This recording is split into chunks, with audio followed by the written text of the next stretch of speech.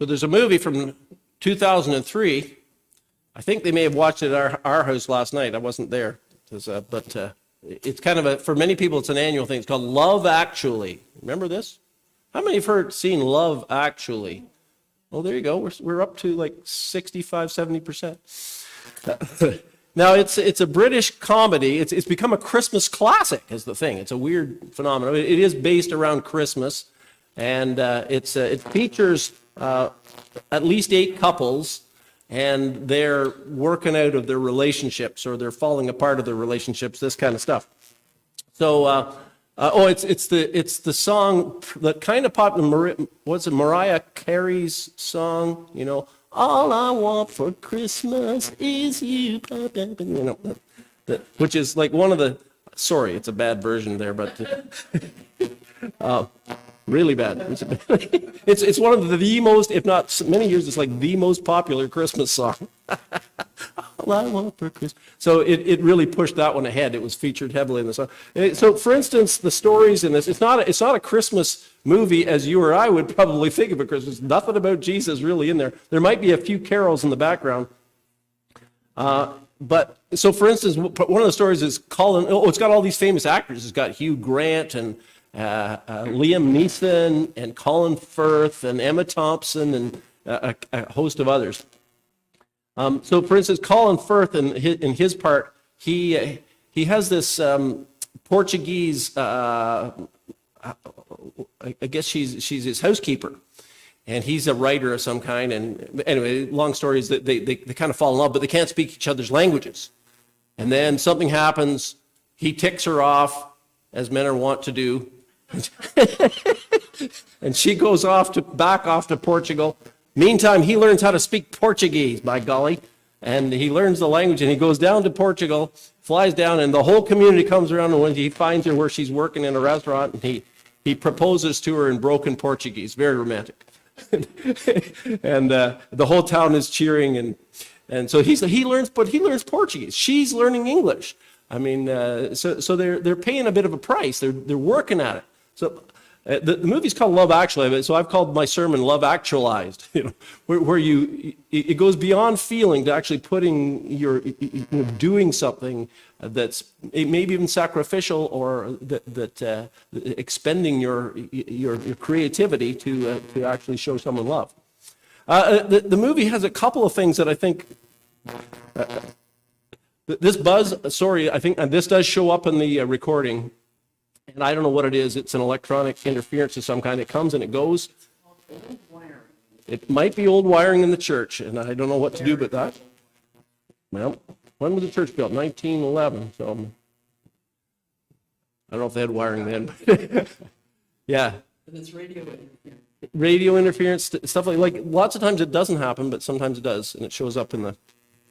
Sorry, but I don't know what to do with that one. Where was I? Oh, yeah. A couple of things that this movie, I would say, points out and that are important. And one is that everyone is looking for love. I mean, that's kind of the core. It's called Love Actually. We all are. We're built that way. We're wired for love. We want to be loved. We need to be loved. And we need to love. It's just the way God built us, I would say. I mean, we are the children of God, made in the image and likeness of God, who is love. So it kind of stands to reason that's, I mean, from the get-go, from when we're little children, we need to be loved all through life. So that's why we need each other. So that's one thing. And I think the second point that it makes is that relationships are hard. They take work. And so, you know, I think that the title, Love Actually, means, you know, what love really looks like. It's not just, you know, I feel this for someone and therefore everything is going to be happily ever after. It's, I feel this, but also, you know, we need to work at it. And if we don't, things happen. So Love Actually. And the world has ever been thus since you know, the dawn of time. And we find an example of this. It could almost be one of the stories that floated into Love Actually, the story that we read today that Leslie just read. So just a little background to that is 2,000 years ago, of course, marriages across the board were arranged.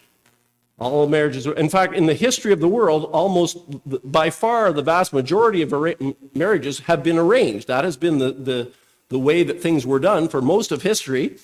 The whole thing that we kind of take for granted now is not really the way things were usually done, and still are not done in much of the world. Our idea of, we date and we get to know each other, we fall in love, and then we marry each other. That's the kind of way we work. And many people in the world would argue that it's better to have an arranged marriage. Of course, they're wrong. We know that, right? But that's the way it was. And of course, that was the way it was for Mary and Joseph. It would have been something that was set up for them, maybe when they were little children. And so along comes the day, or the time comes, and it says the language is a little bit confusing because their marriage system was kind of in two parts. The engagement was actually kind of like a legal thing. It was basically like a marriage, except it wasn't consummated till the final party and the whole deal, the wedding feast and all that stuff. And there's a lot about this in the Gospels. There's references to the wedding feast, and Jesus and his disciples and his mother go to the wedding feast in Cana of Galilee, and they run out of wine. You probably heard this story. And you think, how would they run out of wine? There's these big jugs, but you see, they would have a wedding that was probably several days long, so which is still common in the many parts of the world. So it's arranged, but it was not such a simple deal, was it? So it says his mother was pledged to be married to Joseph, but before they came together, she was found to be with child through the Holy Spirit. Now that throws a little hitch in the drama here. It says, because Joseph, her husband, was a righteous man, and some of the translations say, I'm not sure what this one was, because he kept to the law of Moses as best he could, and did not want to expose her to public disgrace, he had in mind to divorce her quietly. So he could have, basically, from his perspective, she's an adulteress. She got herself pregnant. He knows it wasn't him. And, so what to do? Well, if he was really ticked off and jealous and angry and upset, he could have disgraced her publicly. In fact, he possibly, the law of Moses basically, I think, allowed for her to be stoned for adultery. And there's a story in the Gospel of John about, remember, the woman that was caught in adultery, and Jesus says, well, okay, let who is without sin cast the first stone. So that was a possibility. But in any case, and whatever the case, if it was made public, she would be disgraced, probably never find another husband. Her whole family is disgraced, even if, whatever. And so he's trying to think, I don't want to do that. I want to somehow just let this sweep it away, but I can't marry her, so he's going to divorce her quietly. And then, another twist, after he'd considered this, an angel of the Lord appeared to him in a dream and said, Joseph, son of David, do not be afraid to take Mary home as your wife, because what is conceived in her is from the Holy Spirit. So he gets this message from God in a dream, but via an angel in a dream. But he goes for it, and he allows it, and he believes it to be true. So, long story short, Joseph loved God and loved Mary enough to put his love into action. So, whatever doubts he may have had, and I'm guessing he was struggling with them a little bit, he went with it. And that's love put into action. He actualized it. I've called this love actualized, this message. But there's more to the angel's message. The angel in the dream says to Joseph, she will give birth to a son, and you are to give him the name Jesus, because he will save his people from their sins. Now, in English, that doesn't really make sense. Why would you call somebody Jesus because they're going to save somebody from their people from their sins? Because there's this language interference here. But for some neat reason, the name of the child is extremely important, and it's through in the Gospel of Luke and the Gospel of Matthew, where it's important that he get this name, that you name him this name. And names all through the Bible are very, are quite important. So he's to call him Jesus. Now, the problem is we go from language to language to language. So we've gone from at least we've transliterated from at least two other languages here. So we call his name Jesus, but we've transliterated that from the Greek, which is the original text of the New Testament, which says Jesus, okay? So that's Jesus, but of course, Joseph and Mary were not Greeks, they were Hebrews, and they probably spoke Aramaic. So the Aramaic or Hebrew word is Yeshua, which got transliterated to Jesus in Greek, which got transliterated to Jesus in English. But Yeshua also is Joshua, so it got changed to Joshua in the English Bibles. So the book of Joshua in the Old Testament is actually the book of Yeshua. So Joshua has the same name as Jesus, is what I'm saying. It's the same name. So it's just one that's got shifted from Hebrew, Aramaic to Greek to English. And in Yeshua means God delivers, God saves, God rescues. And so that's why he's got to be called God rescues, because he will rescue the people from their sins. Now that's in the Jewish mind of Jesus' day, I mean, their scriptures were full of rescuers. You go back to the Hebrew Bible, there's a lot of rescuing went on. Especially the story of the Exodus. So the people are enslaved and in Egypt, and God, who is the big rescuer with a capital R, sends Moses, little rescuer, in to take them out of the land. And then Joshua, his successor, rescues them further and brings them into the promised land. And then there are this whole succession of rescuers, which are also called judges. Remember this book of Judges? I'm giving you a little bit of a Bible lesson here. I'm sure you've all read this. Anyway, so Moses and Joshua are kind of the original judges, but then there's a whole bunch that follow them. The story is that the Israelites will fall away from God all the time, and they'll go and worship the other gods and such, and then God allows other nations to come in and oppress them, and it says then they cry out to God, and they confess and they plead for his help, and God relents and says, okay, he sends them a deliverer, or one of the judges. So then Samson, you've heard of Samson and Delilah, Barak, Deborah, a whole slew of them. There's there's over 10 of them. And the last one is Samuel, who is a deliverer. And then he anoints the kings, Saul and then David. And they are rescued. So all the kings are also rescued. So in the mind of the Jews of Jesus' day, a rescuer, a deliverer was a political military figure, who would fight for them and rescue them. So he makes pains. Matthew, in writing this, says, he tells us the story of the angels, is because he will save his people from their sins. This God saves. And that's actually huger than being a political military deliverer, because at the root of all the problems of humanity is sin. I mean, that's the reason there's oppression. That's the reason there's been slavery. That's the reason there's been conquerors, because of pride and selfish ambition and hatred and all that kind of stuff. That is at root sin. And Jesus came to deal with the root problem.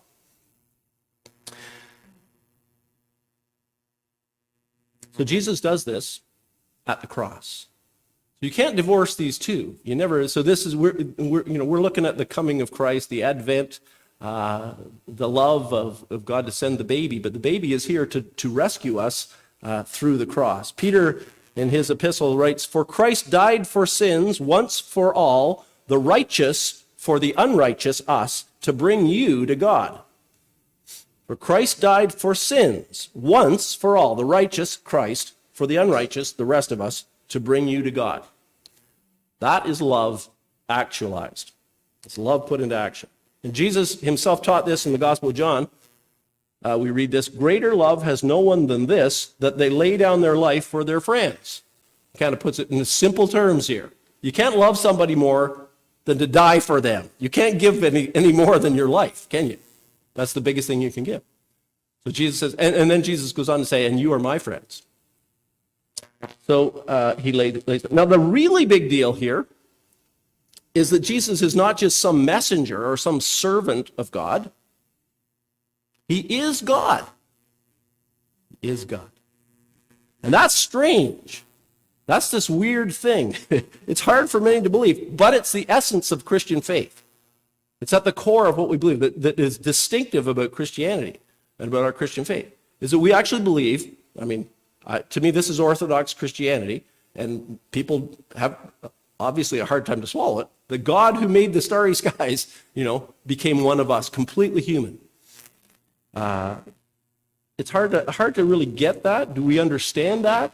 No. Does it mean it's not true just because we can't? There's lots of things we can't understand about God, or even about, do we understand infinity or, immortality or eternity? Can't really grasp that. Eternity in the past, eternity in the future, or that God always was. He had no beginning. Or that God is three in one. I mean, there's many mysteries so that we can't explain. So that he became human is mind-boggling, but doesn't mean it's not true. So I just was reading, I think it was this morning or yesterday, I was reading in the magazine I read, Christianity Today. I often tell you about. There's an article about kind of like comparing Christmas and Easter. Which one's bigger? So for many of us as Christians, Easter's the bigger deal. I mean, it's, where Christ actually, the sacrifice of Christ, his death on the cross. The cross is the symbol of our faith. And then he rose from the dead, conquering death itself. That's huge.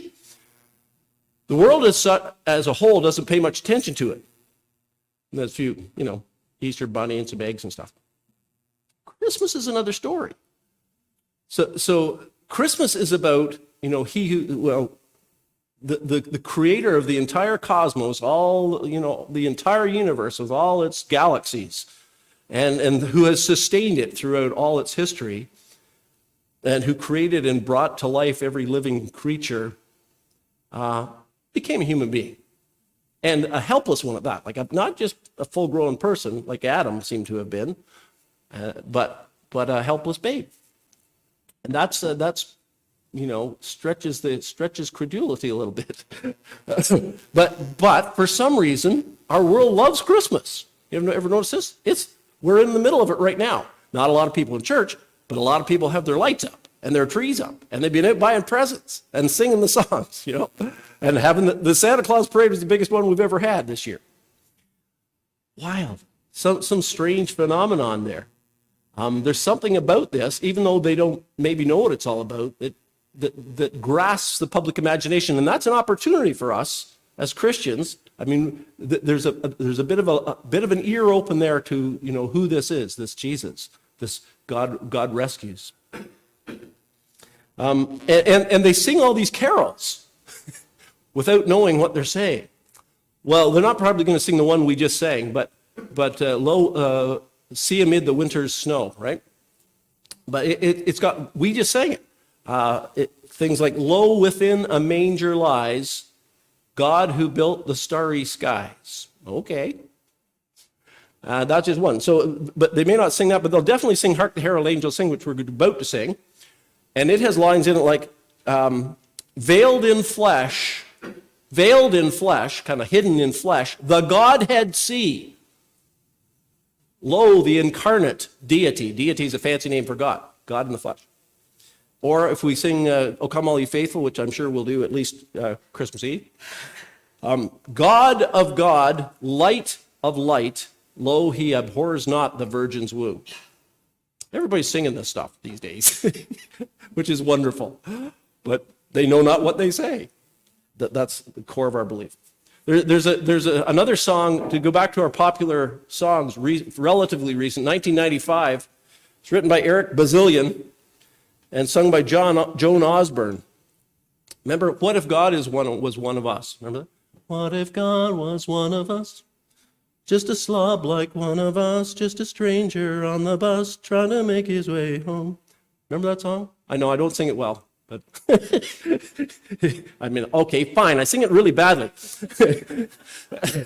Melissa snorted when I said I don't sing it well.